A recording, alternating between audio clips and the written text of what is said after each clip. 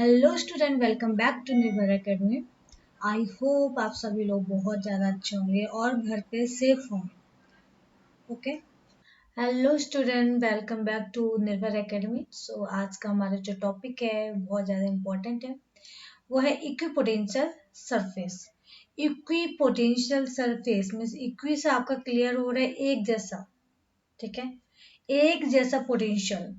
और उसका किस सरफेस में आपका जो पोटेंशियल होगा वो एक जैसा होगा, ठीक है। उसके बारे में बेसिक हम यहाँ डिस्कशन करने वाले हैं। इसका मीनिंग क्या आपका आएगा? इक्वी। इक्वी मीन्स क्या मैंने बोला? सेम। पोटेंशियल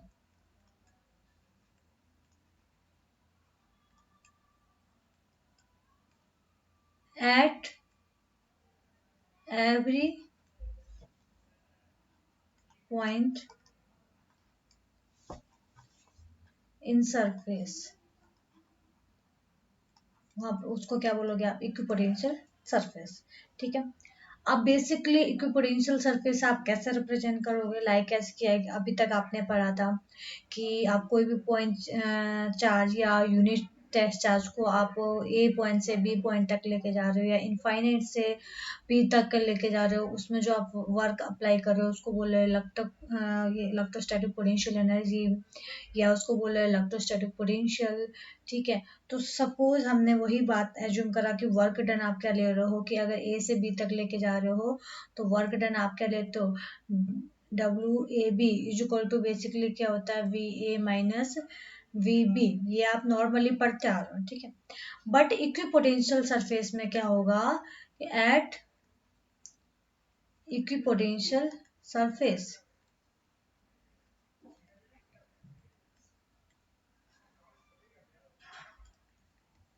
आपका जो पोटेंशियल है दोनों के दोनों के आपके सेम है, लाइक एज। अब आपको ये कैसे समझ में आएगा कि वी ए वी बी सारे के सारे आपके सेम होंगे? तो आपको ये डायग्राम दिख रहा होगा, ठीक है, कि लाइक एज कि अगर आपको बोला जाए कि अगर आपको यहाँ पर पोटेंशियल निकालना है या यहाँ पर पोटेंशियल निकालना है या यहाँ पर निकालना है, आप कोई भी पॉइंट लेके चलिए, आपका सारे के सारे कहाँ कॉन्सेंट्रेट है? आपका सेंटर पे कॉन्सेंट्रेट है, ठीक है। तो अगर यहाँ पर अगर आप बोलोगे कि इसमें आपका जो पोटेंशियल आएगा वो क्या आएगा? सेम आएगा, क्योंकि आप देख सकते हो कि किसी भी डायरेक्शन में जाए आपका यहाँ पर जो आपका पोटेंशियल होगा सेम आएगा। इस तरीके के जो आपका सरफेस होता है इसको एक पोटेंशियल सरफेस बोलते हैं। या आपको ये जो दूसरा डायग्राम देख रहा है इसमें देख रहे हैं इलेक्ट्रिक फील्ड की डायरेक्शन क्या है? नॉर्मल डायरेक्शन है इसका, ठीक है। तो एक ही डायरेक्शन में जा रहा है, यूनिट नॉर्मल वेक्टर डायरेक्शन बोल सकते हैं इसको। तो यहाँ पर भी क्या हो रहा है कि आप कहीं पर भी पोटेंशियल को कैलकुलेट करोगे, हर जगह पोटेंशियल क्या रहेगा आपका? हर जगह पे पोटेंशियल रहेगा, सेम रहेगा, कोई भी पोटेंशियल आपका डिफरेंस नहीं रहेगा, ठीक है। तो इसको ही बेसिकली आपका क्या बोला जा रहा है? Equipotential surface. ओके। सो अब इस केस में अगर मैं बोलूँ कि वर्क डन कितना आ जाएगा, क्योंकि आप देख रहे हो वी ए इक्वल टू क्या है? V B. तो W A B equal to आपने क्या देखा? V A minus V B, ठीक है। वी ए की जगह पे आपने क्या रखा? वी बी रखा, तो V B minus V B is equal to क्या हो गया बेटा? आपका जीरो। तो आप क्या देख रहे हो कि इक्विपोटेंशियल सरफेस में आपका जो एनर्जी होता है, जो वर्क डन होता है, वो हमेशा जीरो रहेगा, ठीक है। दूसरा आपने केस देखा था कि इक्विपोटेंशियल ये सॉरी जो वर्क डन ले रहे हो, वर्क डन को आप लिख रहे थे ई डॉट डीएल के फॉर्म में भी लिख रहे थे, ठीक है। या आप इसको लिख सकते थे E D L cos of theta, ठीक है। ये अगर आपका जीरो है, ठीक है, अगर आपका ये जीरो है तो यहाँ से आप क्या ले सकते हो? E integration of D L cos of theta is equal to zero, ठीक है। अभी हम एंगल की बात करते हैं, बाकी ये चीज़ों की अभी हम बात नहीं करते, क्योंकि ये आपका जो यहाँ पर आपका ई क्या आपका इलेक्ट्रिक फील्ड इंटेंसिटी है, डीएल क्या आपका नॉर्मल स्ट्रिप है जिसको हम स्ट्रिप के फॉर्म में कंसीडर करते हैं। तो अब यहाँ पर थीटा के टर्म में लेके चलते हैं, तो आप क्या देख रहे हो कि cos theta is equal to क्या आपका जीरो है। जीरो कब आता है? जब आपका क्या होगा? थीटा की वैल्यू कितनी होगी आपकी? 90 डिग्री होगा, तब जाके आपका जीरो हो जाएगा। इसका मतलब आपको जो इलेक्ट्रिक फील्ड है आपका परपेंडिकुलर क्या होगा? डीएल, डीएल के परपेंडिकुलर होगा, ठीक है। ठीक है, इसका मतलब जो इलेक्ट्रिक फील्ड इंटेंसिटी होगी, electric field intensity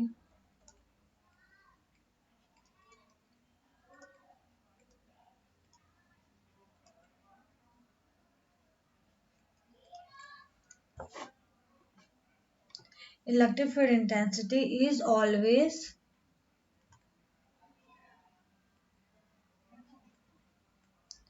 normal to the equipotential surface. Equipotential surface. ठीक है, तो आपने इसमें 3 पॉइंट पढ़े बेसिकली कि आपका जो पोटेंशियल है वो सेम रहेगा। दूसरा पॉइंट पढ़ा कि जो वर्क डन क्या होगा आपका 0 होगा। तीसरा पॉइंट पढ़ा कि जो इलेक्ट्रिक फील्ड इंटेंसिटी है आपका डीएल का क्या होगा, परपेंडिकुलर होगा। Means electric field intensity is always normal to the equipotential surface. ठीक है, तो ये 3 बेसिक पॉइंट है आपका इक्विपोटेंशियल सरफेस को लेके। यहाँ से आपका कैसे टाइप का क्वेश्चन बनेगा, यहाँ से आपका या तो आपका एमसीक्यू बनेगा कि लाइक एज की इक्विपोटेंशियल सरफेस में आपका एनर्जी या वर्क डन कितना होता है। दूसरा एमसीक्यू बन सकता है कि आपका इक्विपोटेंशियल सरफेस में पोटेंशियल डिफरेंस कितना होता है या होता है कि नहीं होता है। तीसरा आपका जो इलेक्ट्रिक फील्ड है उसकी डायरेक्शन क्या होती है इक्विपोटेंशियल सरफेस में। तो 3 तरीके के आपके क्वेश्चन बन सकता है। ठीक है, तो यहाँ से आपका कॉम्पिटेटिव एग्जाम का भी क्वेश्चन बनता है और आपका यहाँ पर से एकेडमिक एग्जाम का भी जो बच्चों के एमसीक्यू वगैरह आते हैं या 1 मार्क्स का क्वेश्चन आता है तो वहां से आप ये क्वेश्चन को कवर अप कर सकते हो। ओके ओके स्टूडेंट्स, सो अब हमारा जो टॉपिक है वो है relation between electric field intensity and electric potential, जो कि मैंने आपको पहले भी बोला था कि मैं आपको नेक्स्ट उसमें टॉपिक में बताऊंगी कि आपका दोनों के बीच में एक्चुअल में रिलेशन क्या होता है। ठीक है, सो आपको यहाँ पर डायग्राम दिख रहा होगा। यहाँ मैं आपको डायग्राम के थ्रू इस रिलेशन बताऊंगी, अदरवाइज आपको मैं सिंपल सा मेथड बताऊंगी, उससे भी आपको रिलेशन पता चल जाएगा। ठीक है, तो यहाँ पर आप देख सकते हो कि आपने 2 सरफेसेस लिए हैं, सरफेस ए एंड बी। ठीक है, सरफेस ए पे जो पोटेंशियल लिया है आपने वी पोटेंशियल लिया है और जैसे आपका सरफेस बी पे पोटेंशियल लिया है वी माइनस डी बी। ठीक है, ये आपने पोटेंशियल लिया है। अब आपने बोला कि जो इलेक्ट्रिक फील्ड है ये क्या होगा आपका इस डायरेक्शन में जा रहा है ना, अभी आपने बोला कि 90 डिग्री के एंगल पे जाता है, मीन्स आपका always normal to the equipotential surface. ठीक है, इस तरीके से जाएगा। तो आपने बोला कि जो इलेक्ट्रिक फील्ड है आपका कुछ इस तरीके से आउटवर्ड नॉर्मल वेक्टर के मतलब बाहर की ओर आपका इलेक्ट्रिक फील्ड इंटेंसिटी जा रहा है। तो और इस केस में आपका फर्स्ट जो सरफेस है उसमें पोटेंशियल वी है, लेकिन जैसे जैसे आप बी सरफेस पे जाते हो तो वहां पर पोटेंशियल आपका डिक्रीज हो जाता है। कितने से डिक्रीज होता है, डीवी से डिक्रीज हो जाता है। ठीक है, अब हमने इसमें एज्यूम करा कि सपोज कि यूनिट टेस्ट चार्ज को आप बी से ए तक के लेके जा रहे हो और बी से ए तक का डिस्टेंस आपका डी है जो कि आपने एज्यूम करा है। ठीक है, यहाँ से लेके आप यहाँ से लेके यहाँ तक आप लेके आ रहे हो जिसमें डिस्टेंस क्या आपका डी आर है। बट यहाँ से आप देख सकते हो कि अगर इलेक्ट्रिक फील्ड ऊपर को जा रहा है तो फोर्स भी क्या जाएगा आपका ऊपर जाएगा। ये कौन सा आएगा, एफ ई। एफ ई आपका क्या आएगा, इलेक्ट्रोस्टैटिक फोर्स, जो कि आप देखते आ रहे हो इलेक्ट्रोस्टैटिक फोर्स। ठीक है, ये इसकी डायरेक्शन क्या होगी, अपवर्ड डायरेक्शन होगी। लेकिन जब अगर आप चार्ज को ऊपर से नीचे बी प्लेट से नीचे लेके आओगे तो क्या होगा, इलेक्ट्रोस्टैटिक फोर्स के क्या जाएगा, अगेंस्ट फोर्स आपको लगाना पड़ेगा, उसको आप बोलोगे एक्सटर्नल फोर्स। ओके, सो यहाँ पर आप ले सकते हो to bring a charge, to bring unit positive test charge, test charge from B to A with displacement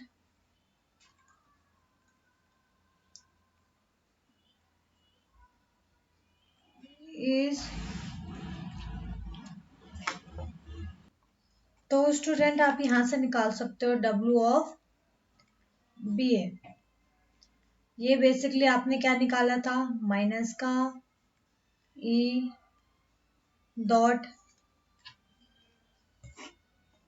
okay. So first formula तो आपने ये पढ़ा था, तो उसको आपने मान दिया equation number first.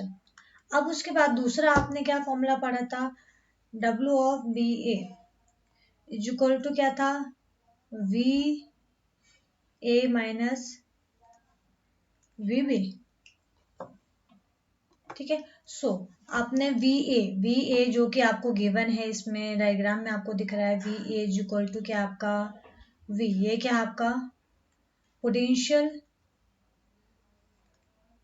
Eight A.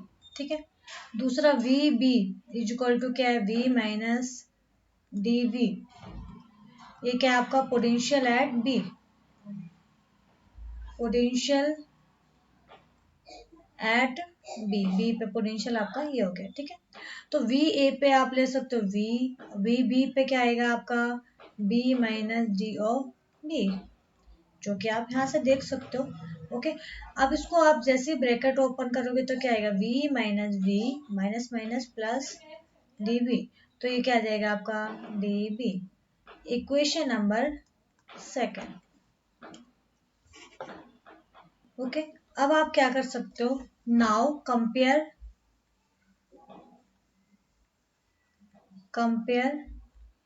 Equation first and second, दोनों को आप क्या कर लीजिए, कंपेयर कर लीजिए। तो कंपेयर आप जैसे करोगे, फर्स्ट इक्वेशन क्या है, E dot D R is equal to ये क्या आपका डी वी। बट अब आप क्या देख रहे हो, इलेक्ट्रिक फील्ड और दूसरा डी आर भी कहाँ जा रहा है, आप डायग्राम से अभी देख सकते हो, आपको डायग्राम में दिख रहे हैं। इलेक्ट्रिक फील्ड भी इस डायरेक्शन में जा रहे हैं और डी आर भी आपका इसी डायरेक्शन में जा रहा है, तो दोनों के बीच में क्या एंगल कितना बन रहा है, 0 डिग्री का बन रहा है। ओके। सो इसको आप ओपन कर सकते हो, ये क्या आएगा माइनस का E D R cos of theta is equal to क्या आएगा डी वी, माइनस का E D R cos of theta कितना आएगा cos of 0 is equal to क्या आपका डी वी। तो माइनस का ई कॉस 0 कितना होता है 1, तो E D R is equal to D V. तो यहां से आप निकाल सकते हो माइनस का E D R is equal to क्या आएगा डी वी। तो यहां से आपका आएगा माइनस का E is equal to D V over D V upon D R, ये डिवाइड में चला गया। तो यहाँ से ई इज इक्वल टू कितना बचा माइनस का D V over D R. Okay. Okay. So ये हमारा फाइनल रिजल्ट आया, क्या आया, E is equal to minus D V over D R. ठीक है। और आप यहाँ पर डीवी को आप कैसे लिख सकते हो वी के टर्म में। ओके। सो यहाँ पर आप ले सकते हो वेयर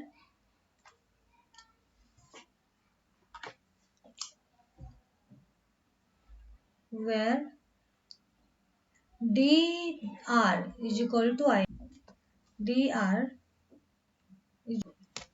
क्या आएगा D X I cap, I X direction में क्या आ गया डी एक्स, वाई डायरेक्शन में क्या आ गया डी वाई, और जेड डायरेक्शन में क्या आ गया डी जेड, जो कि आपने पढ़ा होगा 11th क्लास में थोड़ा, कि अगर हम डी आर हम क्यों लेके चल रहे, इससे पहले मैंने आपको ऑलरेडी क्लियर कर चुकी हूँ कि आपका नॉर्मल यूनिट नॉर्मल वेक्टर लेते हो, जिसमें कि आर इज इक्वल टू क्या आएगा x I cap Y J cap और जेड के कैप।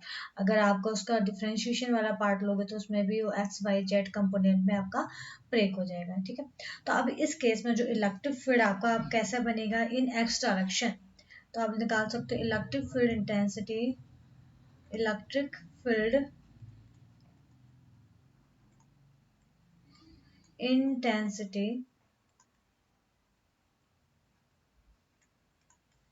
इन एक्स डायरेक्शन। एक्स डायरेक्शन में इलेक्ट्रिक फील्ड इंटेंसिटी क्या आएगा आपका E of X is equal to क्या आएगा माइनस का del V over del X. ठीक है। दूसरा आप ले सकते हो, ये फर्स्ट पॉइंट था, Second, electric field intensity in y direction. Electric field intensity in y direction क्या आएगा आपका E Y is equal to minus का del V over del J Y. Similarly आप electric field intensity in Z direction क्या लोगे minus का del V over del Z. ये तो यहाँ तक हो गया कि अगर हमें electric field in X Y Z component में ब्रेक करना है तो ये आपका इस तरीके से होगा E X E Y E Z. ठीक है, तो अगर आपको बोला जाएगा टोटल इलेक्ट्रिक फील्ड इंटेंसिटी कितना आएगा, ओके, सो इस केस में total electric field intensity, total electric field intensity in X Y Z plane क्या आएगा E is equal to E X I cap X direction में ये है E Y J cap plus E Z K cap इसके term में। ठीक है, ये आपका आ गया electric field intensity in X Y Z plane या 3D प्लेन। ओके, नेक्स्ट इसमें आपका इसी में आता है इलेक्ट्रिक ग्रेडियंट। बेसिकली आपका क्या होता है इलेक्ट्रिक ग्रेडियंट। ठीक है, नेक्स्ट है इसी में टॉपिक आपका पोटेंशियल ग्रेडियंट। पोटेंशियल ग्रेडियंट, ठीक है। अब बेसिकली पोटेंशियल ग्रेडियंट क्या होता है, आपने जो फॉर्मूला पढ़ा अभी इलेक्ट्रिक फील्ड और पोटेंशियल के बीच में क्या देखा E is equal to minus का D V over D R. ठीक है, तो पोटेंशियल ग्रेडियंट बेसिकली क्या होते हैं magnitude of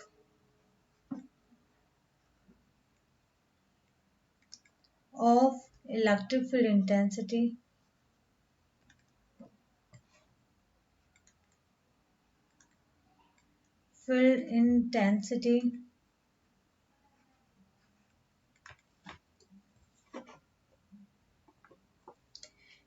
magnitude of electric field intensity is given by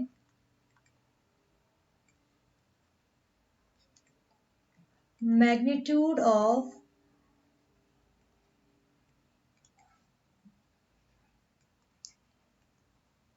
change in potential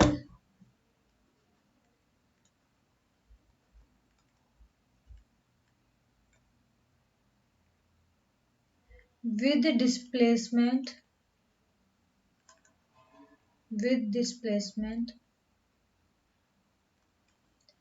in equipotential surface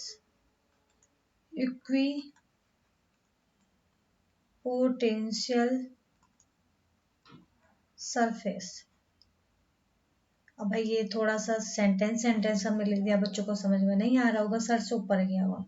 इसका बेसिकली मीनिंग क्या है कि अगर मैं निकालू मैग्नीट्यूड ऑफ ई, मैग्नीट्यूड आपको पता है positive value of electric field is equal to क्या आ रहा है माइनस का मैग्नीट्यूड ऑफ डी वी, तो यहाँ पर माइनस नहीं होगा, ये क्या होगा प्लस हो जाएगा अपॉन आर। ठीक है, या ये आपका डी आर था तो इसको ले लिया डी आर।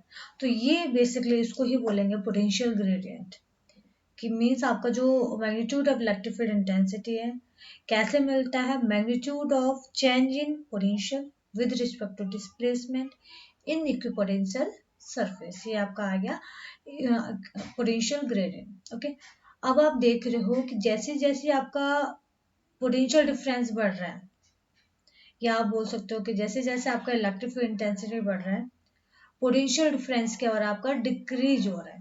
ठीक है, सो ये आपने देख दिया है कि how electric potential depend on electric field intensity and as well as and displacement कैसे वो डिपेंड करता है, और कौन कौन सी इक्विपोटेंशियल सरफेस के आपके बेसिक कंडीशन थे। हेलो स्टूडेंट्स, सो अगर आप लोगों को टॉपिक्स याद होंगे कि जब हमने इलेक्ट्रिक पोटेंशियल निकाला था without external field with external field, तो ये बेसिकली उसी के बेस पे क्वेश्चन है। क्वेश्चन के an infinite number of charges each numerically equal to Q and the same sign are placed along the X axis. ठीक है, एक्स एक्सेस पे रखा हुआ आपने, और वो वैल्यू है X is equal to 1, X is equal to 2, X is equal to 4, X is equal to 8 and so on. Find the electric field potential at X is equal to 0 पे x1 पे जो charge रखा है, x2 पे charge रखा है, ये x3 x4 जो भी चार्जेस रखा है, x0 पे आपको क्या निकालना है, पोटेंशियल। ठीक है, तो निकाल दीजिए total potential eight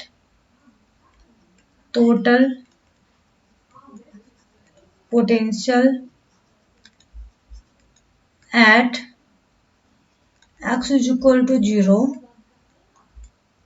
due to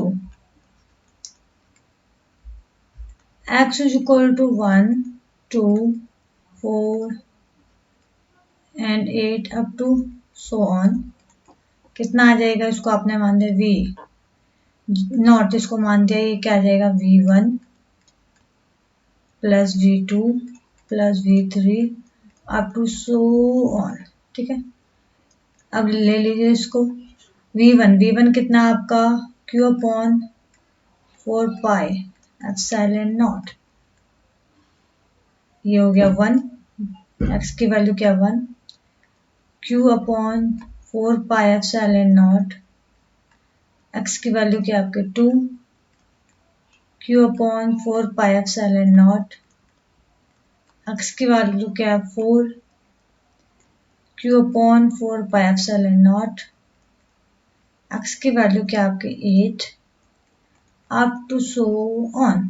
ठीक है, तो यहाँ से आप क्या ले सकते हो, q upon 4 pi epsilon not को क्या ले सकते हो बाहर, अंदर क्या बचेगा 1/1, 1/2, 1/4, 1/8 अप टू सो ऑन। ठीक है, तो यहाँ पर आप लिख सकते हो q upon 4 pi epsilon not, ये लिख सकते हो 1/2 की पावर 0 कितना होता है 1 होता है, प्लस 1/2 की पावर 1 प्लस 1/2 की पावर 2 प्लस 1/2 की power 3 up to so on. Okay students, so आपको इस एक्सप्रेशन से देख के आपको कुछ लग रहा है कि आपने 10th क्लास में पढ़ा था, इसमें आपने पढ़ा था ज्योमेट्रिकल प्रोग्रेशन पढ़ा था, जिसको आप लेते थे जीपी। जीपी मीन्स क्या है, ज्योमेट्रिकल प्रोग्रेशन। जैसे आपने अर्थमेटिकल प्रोग्रेशन एपी पढ़ा था, जीपी पढ़ा था, एचपी पढ़ा था। सो बेसिकली आप यहाँ से ज्योमेट्रिकल प्रोग्रेशन कैसे लगा सकते हो, यहाँ आप एज्यूम कर सकते हो first term of GP geometrical progression कितना आपका 1/2 की पावर 0 एंड रेशियो कितना आपका 1/2 की पावर 1 अपॉन 1/2 की पावर 0, तो क्या आ गया 1/2। या तो आप इससे निकालो या तो आप दूसरे वाले से देखिए 1/2 की पावर 2 अपॉन 1/2 की पावर 1, यहाँ से भी आएगा 1/2। तो आपका ये रेशियो कितना आ गया, आपका r आ गया। ठीक है, और a इसको आप ले रहे हो a इज इक्वल टू क्या आपका 1, r इज इक्वल टू क्या है 1/2 मीन्स 0.5। ठीक है, तो अब यहाँ पर आपकी कंडीशन क्या बन रही, a is greater than r। ठीक है, तो यहाँ पर आपका अर्थमेटिक प्रोग्रेशन का सम कितना आएगा। ठीक है, सो यहाँ से आप निकाल सकते हो सम ऑफ इनफाइनाइट जीपी, ये आपका क्या आएगा, s is equal to a upon 1 minus r। ठीक है, a कितना आपका 1 अपॉन 1 माइनस r कितना 0.5। तो s इज इक्वल टू कितना हो गया 1 अपॉन 0.5, 10 से मल्टीप्लाई 10 से डिवाइड, तो कितना आ गया 10/5। तो s इज इक्वल टू कितना आ गया आपका 2। So total potential at O कितना आया, V of O is equal to, ये आ गया था क्या था आपका Q अपॉन 4πε0। ठीक है, अंदर वाले टर्म की वैल्यू कितनी आई आपकी 2, तो कितना आ गया 2Q अपॉन 4πε0। ठीक है, तो ये आपका आ गया potential at x is equal to 0। ठीक है, सो ये चीज आप ध्यान रखना किस तरीके से हमने क्वेश्चन को सॉल्व किया। प्रीवियस हमारा जो हमने टॉपिक्स पढ़ा था उसके बेस्ड पे। ओके स्टूडेंट्स, सो हम नेक्स्ट क्वेश्चन लेते हैं। आपका इक्विपोटेंशियल सरफेस के बेस पे क्वेश्चन ले लेते हैं। क्वेश्चन है the potential electric potential V at any point X Y Z coordinate में is given by V is equal to 4x² volt. Calculate electric field intensity at point 1m 1 metre 0 metre 2 metre. ठीक है, तो ये x Y Z plane की बात कर रहे हैं, तो यहाँ पर आप निकाल सकते हो electric field intensity in X Y Z plane. Electric field intensity in X Y Z plane कितना आया था आपका, E is equal to E X I cap E Y J cap plus E Z K cap. ये तो first expression था। दूसरे expression में आपने E इज इक्वल टू क्या पढ़ा था, माइनस का del V over del X I cap minus del V over del Y J cap minus del V over del Z K cap. ठीक है, ये हो गया आपका एक्सप्रेशन नंबर सेकंड।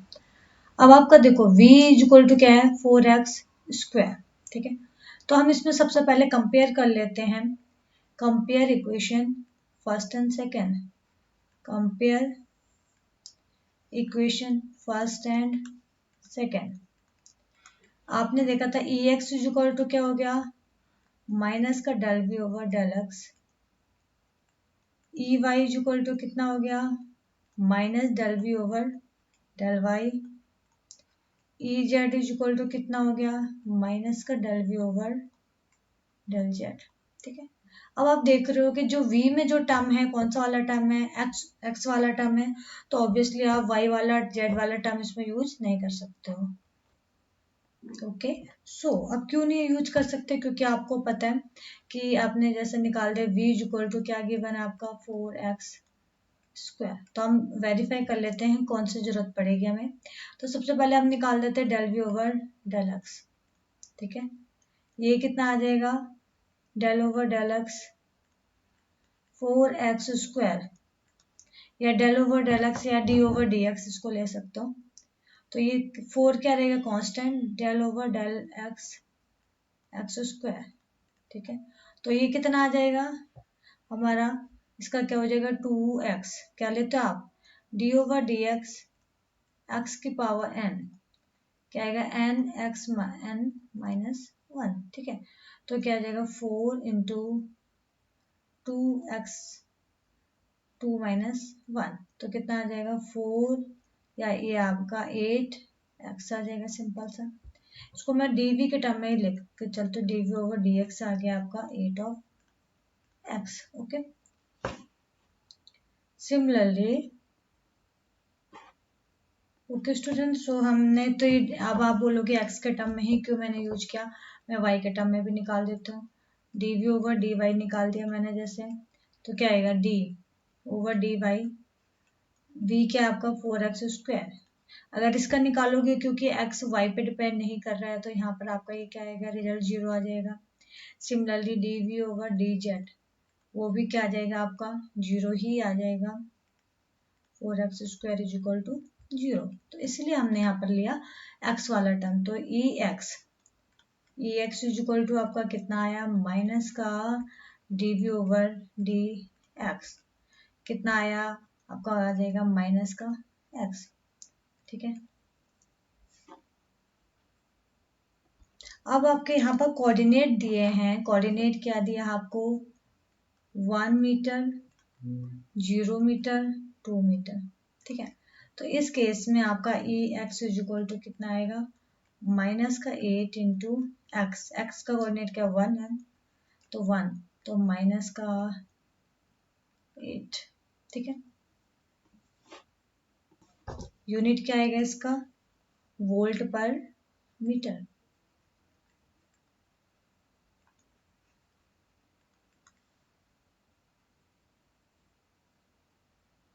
ओके, सो आप देख सकते हो बहुत इजी क्वेश्चन, कोई भी डिफिकल्टी नहीं है।